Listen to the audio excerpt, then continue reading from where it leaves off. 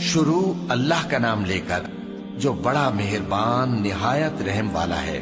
لوگو اپنے پروردگار سے ڈرو کہ قیامت کا زلزلہ ایک حادثہ عظیم ہے۔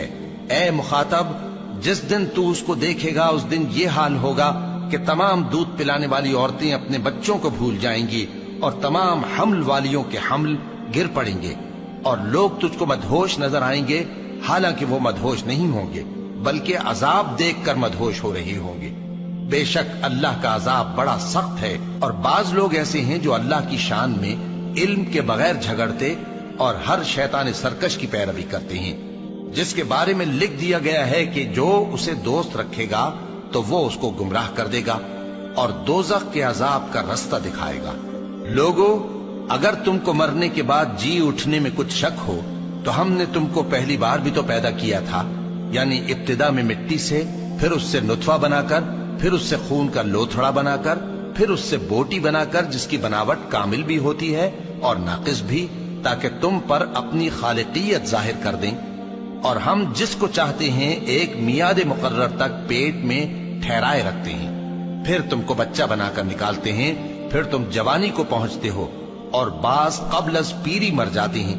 اور بعض بڑھاپے کی نہایت خراب عمر کی طرف لوٹائے جاتے ہیں کہ بہت کچھ جاننے کے بعد بالکل بے علم ہو جاتی ہیں۔ اور اے دیکھنے والے، تو دیکھتا ہے کہ ایک وقت میں زمین خشک پڑی ہوتی ہے، پھر جب ہم اس پر مے برساتے ہیں تو وہ شاداب ہو جاتی اور ابھرنے لگتی ہے اور طرح طرح کی بارونق چیزیں اگاتی ہے۔ ان قدرتوں سے ظاہر ہے کہ اللہ ہی قادر مطلق ہے جو برحق ہے،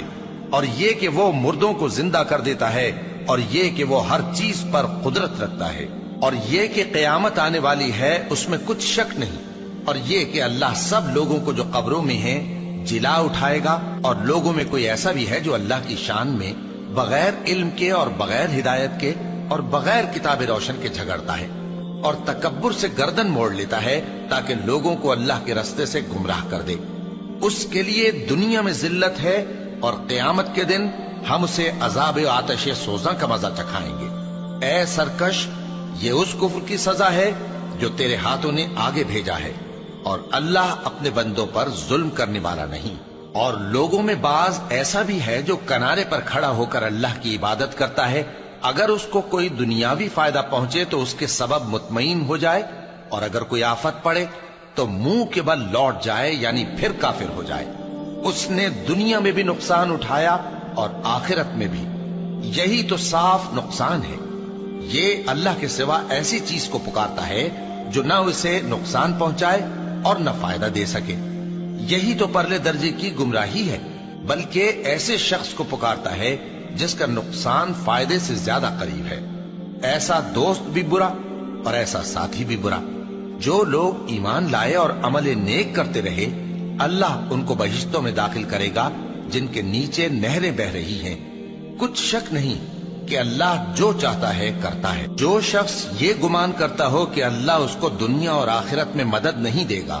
تو اس کو چاہیے کہ اوپر کی طرف یعنی اپنے گھر کی چھت میں ایک رسی باندھے، پھر اس سے اپنا گلا گھونٹ لے، پھر دیکھے کہ آیا یہ تدبیر اس کے غصے کو دور کر دیتی ہے۔ اور اسی طرح ہم نے اس قرآن کو اتارا جس کی تمام باتیں کھلی ہوئی ہیں، اور یہ یاد رکھو کہ اللہ جس کو چاہتا ہے ہدایت دیتا ہے۔ جو لوگ مومن یعنی مسلمان ہیں اور جو یہودی ہیں اور ستارہ پرست اور عیسائی اور مجوسی اور مشرک،